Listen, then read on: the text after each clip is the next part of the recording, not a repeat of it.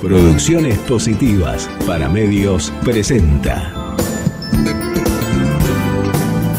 Tiempo de Radio. Tenemos una charla pendiente con alguien que nos va a tratar de desasnar un poco lo que tiene que ver con la justicia. Siempre lo hablamos con muchas comillas. Él se llama Juan Carlos Maggi y lo saludamos. ¿Qué tal, Juan Carlos? ¿Cómo estás? Muy buen día. ¿Qué tal? Buen día. ¿Cómo estás? Bien. Bueno, vamos a hablar de justicia, un tema muy candente por estos tiempos. Y sí, si nos podés contar y traer un poco, desasnar a todos aquellos con una explicación lo más comprensible posible, bajando un poco, porque la verdad que se empiezan a mezclar las cosas y nadie entiende absolutamente nada. ¿Qué está pasando con esto de la Corte Suprema desde la cabeza de su presidente, Rosati, tratando de alguna manera, amenazar al Congreso, que saque una ley, que la saque rápido, si no él va a presidir el Consejo de la Magistratura? Explícanos un poquito, pasanos en limpio un poco a todos aquellos que no entendemos bien qué está pasando allí y de alguna manera en qué puede involucrar nuestra vida diaria, ¿no? A ver, primero tenemos que, lo que hay que tener en claro es que en diciembre del 2021 la Suprema Corte deroga una ley vigente votada en sus plenas facultades por el Poder Legislativo en el año 2006. Esta ley del año 2006 definía que el Consejo de la Magistratura tenía que estar compuesto por 13 miembros. ¿Qué es el Consejo de la Magistratura? Un organismo trascendental que administra el presupuesto del Poder Judicial, organiza los concursos de los nuevos jueces, analiza el desempeño de los magistrados. ¿Esto qué quiere decir? Que tiene la facultad de sancionarlos e incluso de separarlos de sus cargos. A partir de la reforma del 206, que esta reforma fue anulada por la Corte, ¿no?, está compuesto por 3 jueces, 2 abogados, 4 legisladores de la mayoría, 2 legisladores de la minoría, un académico y un representante del Poder Ejecutivo. En ese mismo acto de anulación, la Corte, como dijiste, exhorta al Congreso, o sea, le pide al Congreso coercitivamente que en un plazo razonable, ese plazo razonable es de 120 días, dicte una ley que organice el Consejo de la Magistratura de la Nación, pero mientras tanto, arrogándose facultades del Poder Legislativo y hasta tanto se sancione la nueva ley, ese plazo de 120 días, se pone el presidente de la Corte como presidente del Consejo de la Magistratura. ¿No es cierto? Entonces, Horacio Rosati es una persona que es autovotado presidente del Consejo de la Magistratura y está en este momento decidiendo, ¿no?, arrogándose esas facultades como jefe del organismo.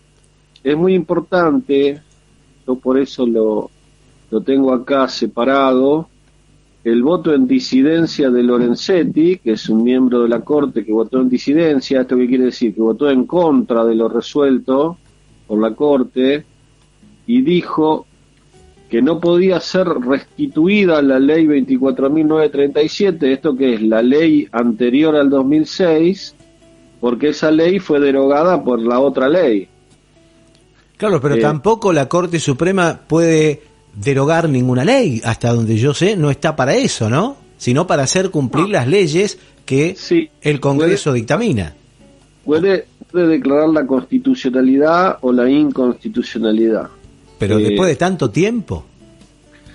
No, eso el tiempo no tiene mucho que ver. La ley, la Corte Suprema, nosotros tenemos que tener en cuenta que en la época de la Revolución Francesa hay una obra muy importante del iluminismo que fue la obra que inspiró, ¿no es cierto?, todo esto, que es el espíritu de las leyes, y de Montesquieu, y es que el poder frene al poder, ¿no es cierto?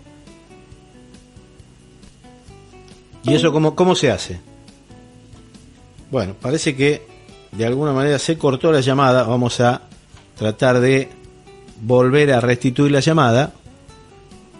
A veces puede ocurrir, ¿no?, que las llamadas se corten, pero bueno, estamos tratando de volver a sacar al aire a Juan Carlos. Así andan los teléfonos, ¿eh? Bueno, ¿estás en el aire de nuevo? Sí, bueno, se cortó, no sé qué pasó. A veces suele ocurrir que las comunicaciones se cortan. Pero bueno, entonces, me contabas. Sí, Lorenzetti lo que dice en su voto de disidencia es que la Corte se excede, ¿no es cierto?, en sus facultades, porque vuelve a poner en vigencia una ley derogada hace 16 años. Esa ley es la 24.937, que es la que vuelve a poner en vigencia este fallo de la Corte, y declara la inconstitucionalidad de la 26.080, que es la ley del 2006, votada por el Congreso en sus plenas facultades, ¿no? Eso es lo que hace la Corte. Ahora, ¿cuál es el objetivo de Rosati con todo esto? No sé si es el objetivo de Rosati o de las grandes corporaciones y de los grandes espacios de poder de la clase dominante, que resuelve de alguna manera, por una maniobra como esta, alterar la voluntad popular, encaramar a una facción del Poder Judicial por encima de los poderes de la democracia.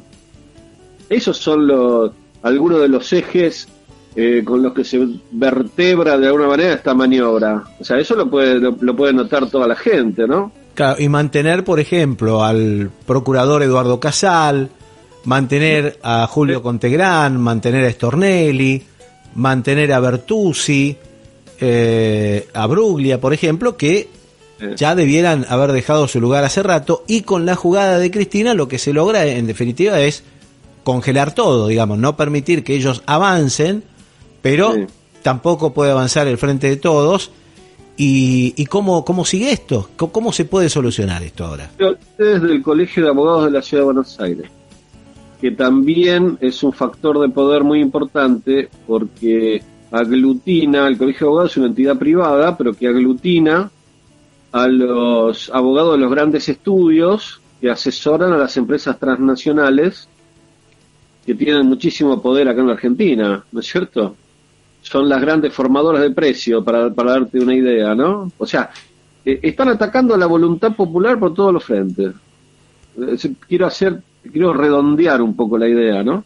O sea, que la seguridad jurídica, que parecería estar en manos de la Corte, hace todo lo contrario, repone normas derogadas y avasalla la división de poderes, que ella misma debería resguardar.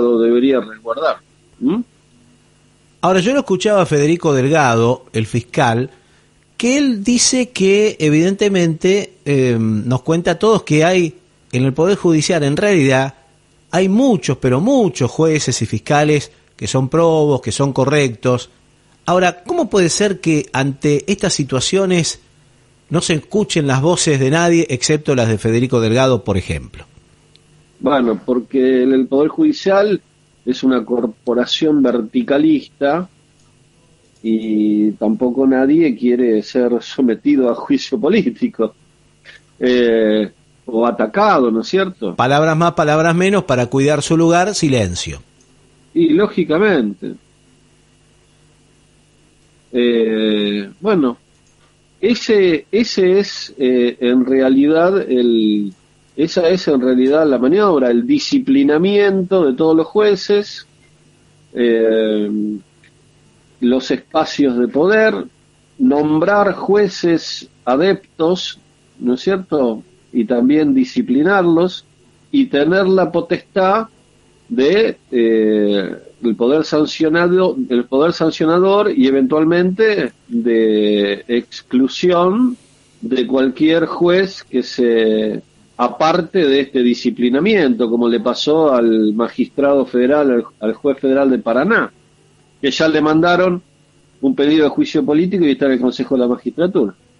Claro, cada vez que algún juez quiere llevar adelante una acción que realmente, de alguna manera, redima la mala fama que se está gestando en el Poder Judicial, bueno, juicio político para él. Ahora, esos famosos 100 días, siempre me pregunto, de Alberto Fernández, donde se podría haber empezado a desarrollar una verdadera transformación, por ejemplo, de lo que tiene que ver con la Corte Suprema, que tiene 3 integrantes o 4, de los cuales uno creo que está con licencia, y todo el poder lo tienen 3 personas, y obviamente que las cosas importantes las tienen cajoneadas, pero bueno, toman todos los elementos necesarios a la hora de llevar adelante acciones políticas en favor de los poderosos, ahí sí, pero lo otro lo tienen cajoneado. Y digo, ¿se pudo haber hecho algo en estos famosos 100 días donde el poder político podría haber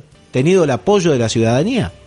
Los primeros 100 días de gobierno son los primeros 100 días donde existe un fuerte poder político a cargo del presidente, porque está legitimado por el voto de la mayoría. Y en esos 100 días no se tomaron las medidas que deberían haberse tomado. Digamos, la postura del Poder Ejecutivo fue, bueno, la justicia se va a ir acomodando y se va a ir depurando sola. Y una ingenuidad, una verdadera ingenuidad, por supuesto. Es todo lo contrario. Y ahora yo la escuché a la vocera presidencial hace poco decir que el presidente, de alguna manera, estaba en una situación de como que no tenía nada que ver con toda esta movida del Congreso, del nombramiento de Doñate, ni mucho menos, que había una prescindibilidad, como que hay una total independencia del Poder Ejecutivo de todo eso. Es una manera también de preservar la figura de Alberto Fernández, pero no sé hasta qué punto esa prescindibilidad, esta es una apreciación personal, ¿no? Puede llegar a convertir todo eso en una suerte de complicidad también, porque de alguna manera nosotros vemos que se ha concretado esta maniobra de la Corte que vulnera la división de poderes, es un avasallamiento sobre el Poder Legislativo. El Poder Legislativo es donde reside el núcleo de la voluntad popular. Sin lugar a dudas. Ahora los periodistas del establishment dicen, bueno, ¿de qué se quejan si Rosati es peronista? Bueno, un peronista bastante especial que surgió en Santa Fe, fue gobernador de la ciudad de Santa Fe con el Lole Reutemann, bueno, una especie, después fue ministro de Justicia, poco tiempo el gobierno de Néstor, si mal no recuerdo, y bueno, entró por la ventana en la Corte también, ¿no es cierto? Si bien después fue homologado su nombramiento por el Congreso, en su momento entró por un decreto. Sí, lo que no me queda todavía claro es por qué los nuestros homologaron aquello. Todavía lo estoy pensando. Y bueno, no sé, hay muchas cosas hay más preguntas que respuestas, veo siempre, ¿no? En algunos temas. Ahora, sí. ¿Qué podemos esperar de acá en más de la justicia? Para tener una justicia que realmente sea la que todos estamos esperando, verdaderamente una justicia independiente y no esta que cada vez parecería que se afirma más en la ilegalidad, que se afirma más en la complicidad con los poderes más concentrados y deja a la justicia al libre albedrío de la nada misma, ¿no? Bueno, pero nosotros, digamos, la ciudadanía, los oyentes pueden hacer una clara evaluación de lo que ha sido el gobierno anterior, con una verdadera casa de brujas de funcionarios, amparado por el Poder Judicial, con ciertos personajes como el fallecido juez Bonadío y etcétera, y otros más, ¿no es cierto?, que ha habido una gran avanzada sobre los funcionarios que han tenido responsabilidades en el gobierno de Cristina, el encarcelamiento masivo de funcionarios. Yo no he visto la misma persecución con este gobierno, ¿no es cierto? No. Eso claramente obedece a que la justicia federal es una corporación y que persigue determinados y discrecionales y direccionados intereses. Sí, no, llegamos al punto extremo y siempre lo decimos que Stornelli se investigue a sí mismo, una barbaridad. Llegamos también, y también a Mauricio Macri, que alegremente está paseando por el mundo, mientras que tenemos un muerto, que es Timerman, que pudo vivir más, pero desgraciadamente no le permitieron ir a hacerse ver su salud, sus estudios o lo que tenía que hacer en los Estados Unidos, y alegremente mostrándonos la impunidad y riéndose de todos aquellos que soñamos con una verdadera justicia independiente, con una verdadera justicia, no con comillas, anda paseando por el mundo, jugando a las cartas, jugando al bridge y vaya a saber qué está haciendo, y sin embargo tenemos que cargar con la injusticia de una persona que murió porque no le permitieron ir a hacerse el tratamiento correspondiente a los Estados Unidos. Claro, yo lo que quiero dejar resaltado también, que se ha tratado muy poco el tema, pero que la Corte haya aplicado el per saltum en este fallo del juez de Paraná, que mediante un amparo, haciendo lugar a ese amparo, bloqueaba esta movida de la Corte. La Corte realmente completa el cuadro de ignominia, ¿no es cierto? Al avasallar el sistema constitucional, la independencia de los funcionarios de los magistrados de tribunales inferiores, aplica el instituto del per saltum. ¿Eso qué quiere decir? Se adueña directamente de la causa como tribunal superior, requiere del juez interviniente en horas que le remita todas las actuaciones, lo descalificó tildándolo directamente de ignorante, anula el fallo de manera instantánea y le inicia, lo denuncia en el Consejo de la Magistratura, que está presidido por el mismo presidente de la Corte. Ustedes fíjense el mecanismo, cómo está aceitado ese mecanismo de control y de disciplinamiento. Ahora, me pregunta un oyente, Juan Singuita, si existiría la posibilidad que el presidente detenga todo esto mediante un DNU. ¿Hay una posibilidad? Si el presidente quisiera, sabemos que él ya ha dicho que su principal capital es la moderación, por lo cual no soñemos con esto, pero ¿el presidente tendría esa posibilidad? ¿Se podría arrogar ese derecho? No, por un decreto de necesidad y urgencia no podría alterar una decisión del superior tribunal. No, para nada. Lo único que tiene el presidente como facultades excepcionales es el poder de veto de las leyes dictadas por el Congreso, pero no pasar por sobre encima de una resolución de la Corte Suprema. Lo que sí debería el Congreso es revisar esa resolución mediante una comisión bicameral que, digamos, se designe al efecto y que revise la legitimidad de este fallo, porque avasalla los derechos de los ciudadanos, de los representantes del pueblo, del poder legislativo. Esta es una puja entre el poder judicial y el poder legislativo. El poder ejecutivo en este caso, ¿se acuerdan de ese dicho que decía yo argentino? Argentine. Bueno, eso es lo que de alguna manera viene haciendo el poder ejecutivo. Se ha dedicado, se ha mantenido totalmente neutral en el conflicto. Claro, se mantiene al margen. Sí, entonces tiene herramientas el presidente, según tus palabras, para hacer algo que sea de peso, ¿no? Lo que tendría que haber hecho en su momento es, como se hizo en el gobierno de Néstor, con los resortes constitucionales del caso, cambiar a la Corte Suprema, designar nuevos miembros en la Corte Suprema.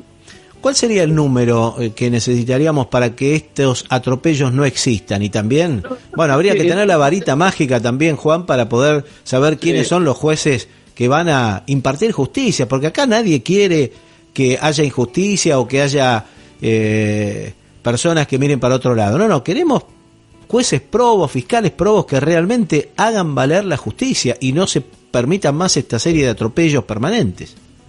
Está bien, lo que pasa es que en este momento lo que están pensando reflotar es el proyecto de ley presentado por Rodríguez Sá, que eleva los miembros de la Corte a 9 para cubrir de alguna manera el cupo femenino, que en este momento no hay ninguna mujer en la Corte desde la renuncia de Hayton de Nolasco, y serían otro tipo de mayorías y estarían representados todos los estamentos de la sociedad con ese número, ¿no? El proyecto enviado por el senador Rodríguez Sá. Pero ahí sabemos que Juntos por el Cambio va a decir que no, porque está muy cómodo con esta justicia, ¿no? Que les viene bien. Bueno, de alguna manera, esa sería una manera de frenar este avasallamiento. A mí me parece que es algo muy delicado. El disciplinamiento de los jueces, el direccionamiento de las investigaciones, todos sabemos, porque ha salido a la luz, cómo se armaban causas acá en la Argentina, con una clara intencionalidad política. Entonces la injerencia... Sí, pero como llevamos todo a Comodoro Pro, ahí está todo cajoneado, duerme el sueño de lo justo, no va a pasar nada por allí. Te hago una pregunta, si es que sabes. Voy a decir algo. Sí, dale. Autocrítica, que a mí tampoco me parece bien la denuncia que ha hecho Germán Martínez respecto de todo esto en la justicia, porque si nosotros buscamos que la injerencia del Poder Judicial sea mínimo, esa es una manera de retroalimentar el desborde o el exceso del Poder Judicial en el juego político. Si yo voy a la justicia para denunciar todo esto, ¿qué estoy haciendo? Estoy retroalimentando el problema. Claro, sin lugar a dudas. No quiero más la injerencia de la justicia. Que se debata todo en el Congreso, están los representantes del pueblo. Los jueces tienen que aplicar la ley, para eso están. Pero bueno, uno tiene que también ser muy prudente, muy medido. Todo esto es una opinión mía, ¿no es cierto? Por supuesto. Yo puedo estar equivocado, ¿no? Pero es la visión que hay, con autocrítica también, ¿no? De muchas cosas. Ahora, si estás al tanto, no sé, una de las piedras en el zapato del macrismo era justamente la justicia laboral. Y han hecho mucho para dañarla. ¿Sigue existiendo tal como la conocemos la justicia laboral? O sea, ¿sigue haciendo justicia con los trabajadores? Si es que sabes algo del tema. Yo lo que entiendo es que ha habido una suerte de disciplinamiento con la justicia laboral que es insoslayable. Y uno de los puntales, de los caballitos de batalla de la oposición es vulnerar los derechos de los trabajadores, porque según ellos es la madre de todos los males, que por eso no hay trabajo, que por eso es esto, que por eso es lo otro.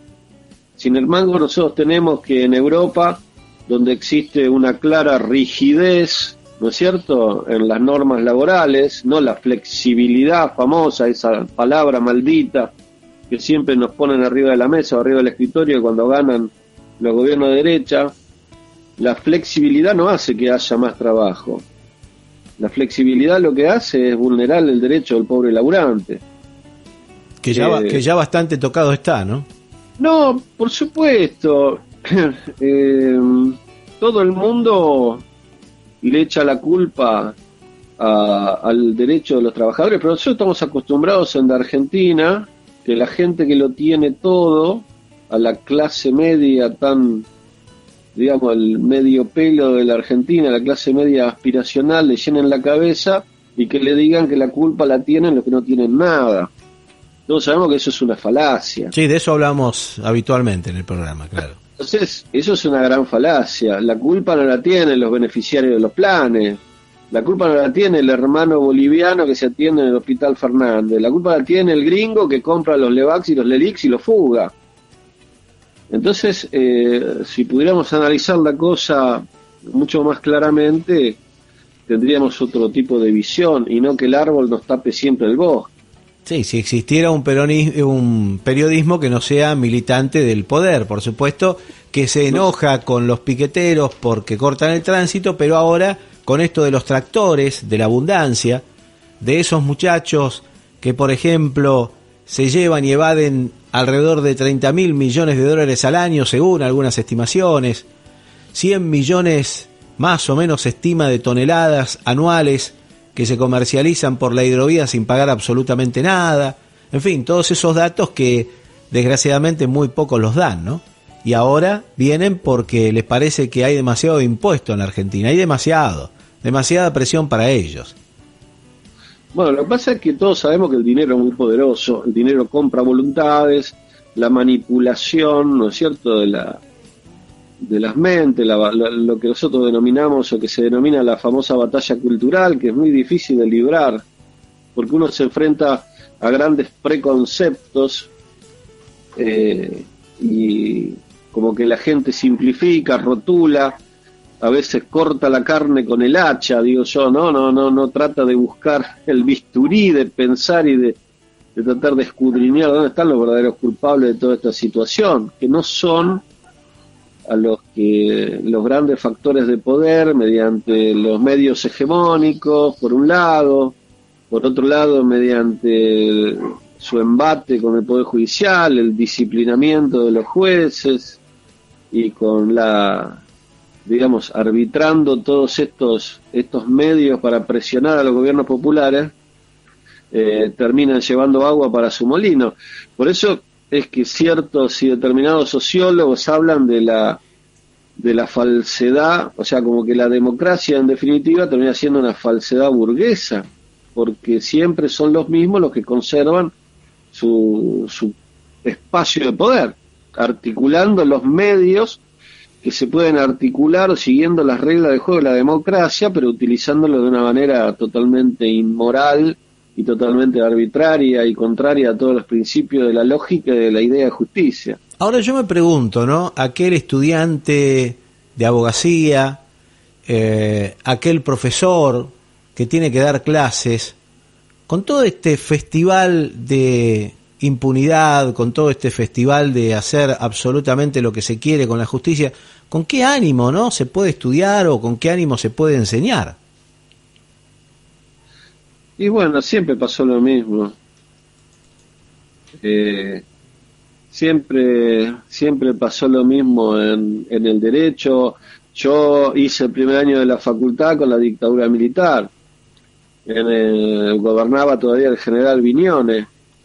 Y el profesor de Derecho Político, Derecho Constitucional, no sabía dónde meterse cuando nos enseñaba los principios, porque decía todo esto no se aplica, todo esto es letra muerta. Los principios del iluminismo, la división de poderes, la soberanía popular, igual remuneración por igual tarea, la capacitación es la base para los cargos públicos. Bueno, todo eso no se aplicaba y los profesores lo sabían.